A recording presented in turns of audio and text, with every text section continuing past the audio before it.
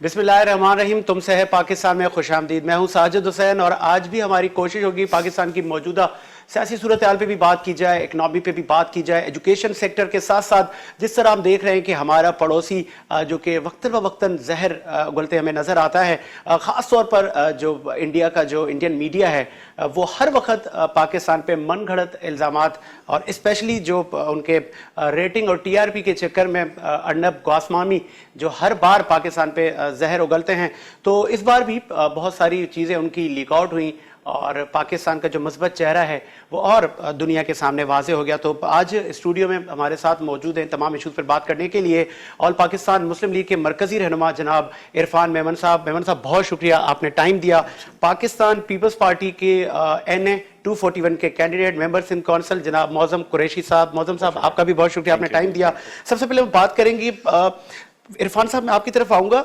हमेशा देखा गया है कि इंडिया, चाहे वहाँ पे कोई चूंटी का कोई मसला हो, चाहे वहाँ का कोई इंटरनल इशू हो, चाहे वो मजदूर तहरीक हो, किसान तहरीक, हर चीज़ का वो ब्लेम पाकिस्तान पे देना। आप समझ रहे हैं इसका हल क्या है? इस मोदी सरकार का जो माइंड सेट है, पाकिस्तान हर अदवार में एक अच्छा जवाब तो देता है, तो आपको लग रहा है कि मौजूदा जो हमारा जो वफाकी हुकूमत है, जो हमारी जो फॉरेन मिनिस्ट्री है, वो अपना काम सही अंजाम कर रही है? बिस्मिल्लाहिर्रहमानिर्रहीम। बहुत बहुत शुक्रिया साजिद आपका। और जो सवाल आपने किया है, मेरे ख्याल से उसका जवाब इंडिया के अंदर ही मौजूद है। इंडिया के अंदर इस वक्त आप देख रहे हैं कि इतनी सारी तहरीक एक साथ क्यों चल रही हैं, वो हुकूमत के ख़िलाफ़ क्यों सरापा एहतजाज हैं। इसकी वजह यही है कि उनकी पॉलिसीज़ जो हैं, वो पॉलिसीज़ जो हैं वो उनके मुल्क के लिए भी, और डेफिनेटली कि वो जो आम तबका जो यहाँ पे हमको ये जो ग्लैमर दिखाया जाता है इंडिया का, आप देखें तो गुर्बत की लकीर के बहुत नीचे हैं वो लोग। इतनी बड़ी आबादी को कैटर करना, फिर इनके सारे जो तहफ़्फ़ुज़ात हैं उनको दूर करना, एक ऐसे लीडर का काम है जो कम से कम विजनरी लीडर हो। मोदी सरकार का गुजरात में आपने पहले भी माजी में देखा है कि मुसलमानों के साथ उसकी सियासत शुरू होती है मुसलमानों से और ख़त्म होती है मुसलमानों पे। पाकिस्तान का नाम लेके उसकी सियासत शुरू होती है, पाकिस्तान का नाम लेके उसकी सियासत को जब वो सोता है तो भी पाकिस्तान का नाम लेके सोता है। बहरहाल मैं यहाँ पे आपको सफारती जो मामलात इस वक्त पाकिस्तान के और उनके चल रहे हैं, मैं मौजूदा हुकूमत को एक क्रेडिट ज़रूर दूंगा कि पिछले दिनों, परसों ही मैं न्यूज़ देख रहा था कि बरतानिया की पार्लियामेंट के अंदर वहाँ पे 8 के करीब मेंबर्स लोगों ने जो है वो जो यूरोपीय यूनियंस की जो तरफ से उन्होंने एहतजाज रिकॉर्ड करवाया कि ये जो कश्मीर में जो हो रहा है और जो कश्मीर के अंदर जुल्म हो रहा है, इस जुल्म के पीछे इंडिया जो है उसकी हट दर्मी है। और ये हट दर्मी में आज से नहीं देख रहे, इतने साल 71, 72, 73 साल की ये जस्तजू है कश्मीरियों की। और मैं समझता हूँ कि कश्मीरियों की ये जो इनकी कुर्बानियाँ हैं वो रायगा नहीं जाएगी। इनका मकरू चेहरा पूरी दुनिया के सामने आ चुका है और वो वक्त दूर नहीं है। जैसे डोनाल्ड ट्रंप एक खुदा बन के बैठा था, वो ये समझता था कि उसको कोई हरा नहीं सकता, और आज आप ये देखें कि ये नेक्सस है डोनाल्ड ट्रंप का, मोदी सरकार का और इजराइल का। ये तीनों एक साथ एक नेटवर्क के जरिए पूरी दुनिया को कैटर करना चाहते थे। बहुत अच्छी बात की मौज़म साहब, आप इस पे क्या कहेंगे? ये इंतहा पसंदाना सोच हमारे पड़ोस में पाई जाती है, इस पे इसके कितने मुस्बत और कितने नेगेटिव असरात खित्ते पर होते हैं? मौजूदा जो फॉरेन पॉलिसी है पाकिस्तान की, आप समझ रहे हैं कि हम अपने जो गोल्स हैं वो अचीव कर पा रहे हैं? बिस्मिल्लाहिर्रहमानिर्रहीम।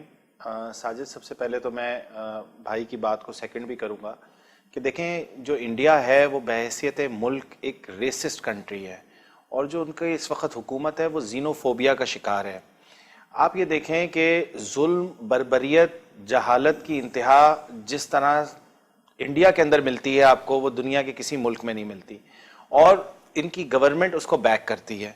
आप देखें कश्मीर के अंदर निहत्ते मुसलमानों के साथ जो जुल्म और बर्बरियत की दास्तानें रोज़ दिन, मतलब आए दिन जो है वो रकम हो रही हैं और लाखों मुसलमान शहीद हुए और सेक्टोरियल बेसिस के ऊपर जो है वो कत्ले आम हो रहा है। और गुजरात के अंदर ये करता आया है जब ये गुजरात का हेड था, अब ये पूरे मुल्क के अंदर इसने जो है वो तूफ़ान बदतमीज़ी मचाया हुआ है। और मेरे हिसाब से हम हमेशा से जो है वो जो आवाज़ कश्मीर के लिए जुल्फ़िकार अली भुट्टो ने उठाई, वैसी आवाज़ तो पाकिस्तान का कोई वज़ीर आज़म नहीं उठा सका। لیکن پھر بھی اپنے تئیں پاکستان ہر ادوار کے اندر بحیثیت ملک آواز اٹھا رہا ہے. اچھا، بھارت کے اندر بہت ساری انتہا پسند تنظیمیں دہشت گردوں کو وہ پال رہا ہے. آپ دیکھیں آئے دن پاکستان میں جتنی بھی واقعات ہوتے، چاہے ہم بلوچستان کے ایشوز کو دیکھیں، را کی ہمیں انوالومنٹ ہر طرف نظر آتی ہے. تو آپ نہیں سمجھتے ہر بار منہ کی کھانے کے بعد ابھی کچھ اور اس کو کچھ وہ کہتے ہیں نا خاطر تواضع کرنی چاہیے ہمیں؟ سر پاکستان کے اندر بیشتر جو دہشت گردی کی سرگرمیاں ہوتی ہیں اس کے اندر بھارت ملوث ہوتا ہے.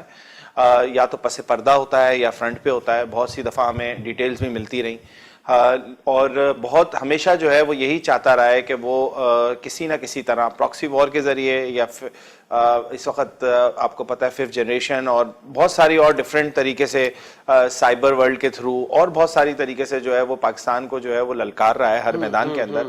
اور ابھی آپ نے دیکھا LOC کی وہ پاداش کو بھی پامال کرتا ہے، وائلیشن کرتا ہے. اور سیاچن کے اور بھی باقی جتنے بھی ہمارے فرنٹس ہیں ان کے اوپر جو ہے وہ انڈیا جو ہے وہ ظلم کرتا آ رہا ہے.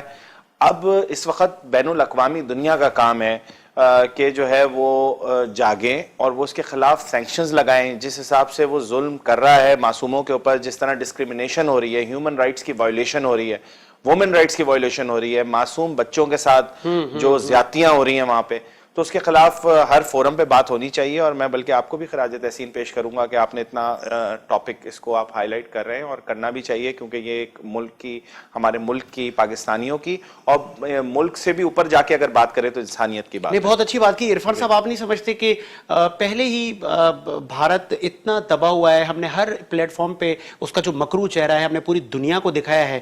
کیا چاہتا ہے، اس کے کیا مقاصد ہیں، ہر بار پاکستان پر ہی کیوں بلیم دیتا ہے؟ آپ سمجھتے ہیں کہ یہ جو اس کی روش ہے اگر نہ رکی، اس سے قبل جنرل مشرف صاحب نے بھی کئی بار ان کو ڈنکے کی چوٹ پر ان کے تمام جو حملے ہیں ان کا ڈیفینس کیا اور بھرپور جواب دیا. آپ سمجھ رہے ہیں کہ کیا اس کا جو حل ہے وہ سیاسی حل ہے یا؟ دیکھیں میں آپ کو بتاؤں، a leader is one who knows the way, goes the way and shows the way. Basically ہمارے یہاں فقدان ہے لیڈرشپ کا. ہمارے یہاں سب سے بڑا ایشو ہے. آپ نے جب بات کی، بھائی نے میرے بات کی، میں ان کی بات کو آگے تھوڑا سا بڑھاؤں گا کیونکہ یہ ایشو ایسا ایشو ہے کہ جس کو آپ کی ویورشپ کو جو ہے وہ وہاں تک بھی یہ میسج جانا ضروری ہے. بیسک ایشو ہے سی پیک. پاکستان کی اکانومی جو ہے وہ ہمیشہ جو ہے وہ اوپر نیچے فلیکچویٹ کرتی رہی ہے، مگر جنرل صاحب کا وہ واحد دور تھا جب جنرل صاحب نے 99 کے اندر جب اس ملک کی بھاگ دوڑ سنبھالی تو ہمارے پاس 2 منتھ کی سیلریز نہیں تھی دینے کی، مگر ایک ویژن تھا اور 14 رکنی کیبنٹ کے ساتھ انہوں نے 3 سال کے اندر پاکستان کو 9/11 کو فیس کیا. اور پچھلے دنوں ان کی کتاب جب بش کی میں پڑھ رہا تھا تو اس میں انہوں نے باقاعدہ یہ بلا کیٹیگوریکلی یہ کہا کہ سب سے زیادہ اگر ہمیں کسی نے نقصان پہنچایا تو وہ جنرل مشرف صاحب نے پہنچایا. سی پیک بیسیکلی وہ اکانومک ایسی ہماری جو بوسٹ اپ ملنی ہے اس کو، وہ ان کو نظر آ گئی ہے. اور پھر وہ چیزیں جو ہے وہ سمجھ یہ رہے ہیں کہ ان کی اکانومی اگر مضبوط ہوگی تو ان کا دفاع بھی مضبوط ہوگا. جب ان کا دفاع مضبوط ہوگا تو ان کا عام گراس روٹ کا جو ایک انسان ہے وہ بھی مضبوط ہوگا. سی پیک بیسیکلی ایک ایسا اکانومیکل ہب ہے وہ کہ جس سے آپ کی پاکستان کی سب سے بڑا جو ایشو ہے بے روزگاری وہ ختم ہوگی. پاکستان کا جو اس وقت معاشی بحران ہے، جو پاکستان کو معاشی چیلنجز ہیں، اس کا سب سے بڑا توڑ اور جو اس کا بیک بون ہے وہ آپ کا سی پیک ہے. تو انڈیا، امریکہ اور ایسے تمام ممالک جو ان کی ہاں میں ہاں ملانے والے ہیں وہ نہیں چاہتے کہ سی پیک جو ہے وہ پاکستان کے اندر جو ہے کامیابی سے آگے بڑھے. مگر انشاءاللہ تعالی یہ جو چیزیں ہیں وہ انشاءاللہ بہت اسپیڈ سے آگے بڑھ رہی ہیں اور افواج پاکستان کو میں اس کا کریڈٹ دوں گا. جنرل مشرف صاحب کا یہ ایک ویژن تھا کہ گوادر پورٹ فنکشنل ہو. گوادر پورٹ بیسیکلی اس کو سمجھنے کی بہت ضرورت ہے کہ وہ ایک ایسا کمپوننٹ ہے آپ کی اکانومی کا کہ اس کے اندر آپ کو پاکستان اور دنیا کی ساری نظریں یہاں پہ ہیں. ایک ڈیپ سی واٹر آپ کے پاس موجود ہے، قدرتی صلاحیتوں سے بھرپور پورٹ آپ کے پاس موجود ہے. پچھلی حکومتوں کو میں یہاں پہ ضرور یہاں پہ ان کو میں نشانہ بناؤں گا اس بات کے اوپر کہ ان کے پاس بہت سارا ٹائم ملا. 3 حکومتیں انہوں نے کی، مگر اپارچونسٹ حکومتیں تھیں وہ. انہوں نے اپنی معیشت کو پیچھے رکھ کے، آپ ان کی اپنی گروتھ دیکھیں نا تو ان کی اپنے بزنس کی گروتھ 2200% رہی، مگر پاکستان کی گروتھ ان کے دور میں صرف 2 سے 2.25% سے اوپر وہ کروز نہیں کر سکے. تو اس وقت جو پاکستان کی موجودہ حکومت ہے جب وہ آئی تو وہ بھی یہی سمجھ رہی تھی کہ ہم آئیں گے اور ایسے کریں گے اور ویسے کریں گے اور سب کچھ صحیح ہو جائے گا اور ہم پاکستان کو ترقی کی طرف لے جائیں گے. مگر جب حکومت میں وہ آئے تو انہیں پتہ چلا کہ اتنا سارا برڈن پیچھے کی حکومتوں نے چھوڑا ہوا ہے. اس پہ آپ معظم صاحب کیونکہ اپوزیشن میں ہے، وفاق میں، آپ نہیں سمجھتے؟ عرفان صاحب نے کہا کہ اکنامیکل کرائسس سے ہمارا ملک گزر رہا ہے، کیوں نہ جو قائد حزب اختلاف کی تنظیمیں ہیں، اپوزیشن کی تنظیمیں، وفاق کے ساتھ بیٹھ جائیں اور ایک کولیشن کے ساتھ ان تمام معاملات پر بیٹھ کے بات کریں ملک کی تعمیر اور ترقی کے لیے. دیکھیں ساجد، پہلے میں بھائی کی بات کو کمپلیٹ کر دوں. اگر انڈیا پاکستان سے کسی وجہ سے خوف زدہ ہے تو وہ وجہ ہے ایٹامک پاور ہونے کی وجہ ہے. اور ایٹامک پاور کا پلانٹ پاکستان کو کس نے دیا آپ کو بھی پتا ہے، بچے کو پتا ہے، پوری دنیا کو پتا ہے. اگر انڈیا پاکستان سے ڈرتا ہے یا پاکستان کی طرف چڑھائی نہیں کرتا تو وہ ہماری میزائل ٹیکنالوجی ہے. وہ کس نے دی آپ کو بھی پتا ہے، شہید محترمہ بے نظیر بھٹو نے دی. اچھا، اب آپ بات کرتے ہیں اکانومی کی. اکانومی کے اندر اس وقت اکانومی کو اگر ہم ڈیوائیڈ کریں تو کم سے کم 7 سے 8 میجر مطلب ہیڈنگز ہیں جس کے نام اسے ڈیوائیڈ کرتے ہیں. ایک تو سب سے پہلے ڈیولپمنٹ پلاننگ جس کا فقدان آپ کو نظر آتا ہے. پھر ہم ان امپلائمنٹ کی بات کرتے ہیں، پاورٹی کی بات کرتے ہیں، انفلیشن کی بات کرتے ہیں، انکم گروتھ کی بات کرتے ہیں، ڈیٹ، پبلک ڈیٹ کی بات کرتے ہیں. جتنی بھی پلاننگ ہے وہ تو وفاقی حکومت سے نظر آ رہی ہے، البتہ یہ کہ اس کے ثمر عوام تک کب جائیں گے ابھی اس کا ویٹ ہے. پلاننگ کیا نظر آ رہی ہے آپ مجھے بتائیں نا. یہ پلاننگ نظر آ رہی ہے کہ اس وقت 2020 کی جو فسکل ایئر کی آپ کی پلاننگ تھی اس سے انفلیشن ریٹ پاکستان کا آپ کو پتا ہے. آپ کا state bank of Pakistan news papers کے اندر پرنٹ کرتا ہے، اپنی پریس ریلیز کے اندر دیتا ہے کہ اس وقت ہمارا انفلیشن ریٹ دنیا کے تمام ممالک سے زیادہ ہے. ہم 10.74 کے اوپر موجود تھے. ٹھیک ہے، اس سے پہلے اگر آپ چلے جائیں 2017 سے اسے کمپیئر کریں یا 18 سے کمپیئر کریں، we were 3.93. تو فرق آپ دیکھیں نا، ڈبل نہیں ہے، ٹرپل نہیں ہے، مطلب مور دین 3%. تو اس کا وجہ یہ ہے کہ آپ کے پاس پلاننگ نہیں ہے، آپ کے پاس روڈ میپ نہیں ہے، میں آپ کے پاس. کہوں گا کہ اگر ان کے پاس پلاننگ نہیں ہے جی تو سر آپ کے پاس تو 3 حکومتیں آئیں. سر میں بتاتا ہوں سر، یہ آپ نے اچھا ہوا بیچ میں انٹرپٹ کیا، میں آپ کو اس بات کا جواب دیتا ہوں. ہمارے پاس جو 3 حکومتیں آئیں نا، آپ نے حکومت کرنے کب دی؟ 2 سال کی حکومت آپ 3 حکومتیں کہتے ہیں، 2.5 سال کی حکومت کو آپ نے 5 سال کمپلیٹ کب کرنے دیے ہیں؟ زرداری صاحب نے جو 5 سال کمپلیٹ کیے اس کے اندر بھی میں آپ کو بتاؤں، ہم نے ایک اس کے اندر شروع کے اندر ہم نے کس طرح جان چھڑائی ڈکٹیٹر سے. اس ملک کے اندر جو ایک ڈکٹیٹر نافذ عمل تھا، اس کے بعد جو ہے وہ جب ہم جمہوریت، بھائی جان آپ کی جب بات کریں گے میں بھی انٹرپٹ نہیں کروں گا، یہ ایک تہذیب. تو کہنے کا مقصد یہ ہے کہ جس وقت جمہوری حکومت، جمہوریت کے پہیے کو ہم نے گامزن کیا، دوبارہ چلانا شروع کیا، اس وقت سی پیک کی بھائی نے بات کی. سی پیک کو ایکچولی امپلیمنٹ ہی زرداری صاحب نے کرایا. چائنا سے دوستی کی اگر آپ بات کرتے ہیں تو بھٹو صاحب نے ہی چائنا کو پاکستان کی طرف راغب کیا اور ایک دوستی کی مثال قائم کی، جو کہ آج تک آپ کو شاید یاد ہو. ہم تو سب ینگ ہیں لیکن ہمارے بزرگ ہمیں بتاتے ہیں کہ پاک چین دوستی وان سوئے کے نعرے لگا کرتے تھے.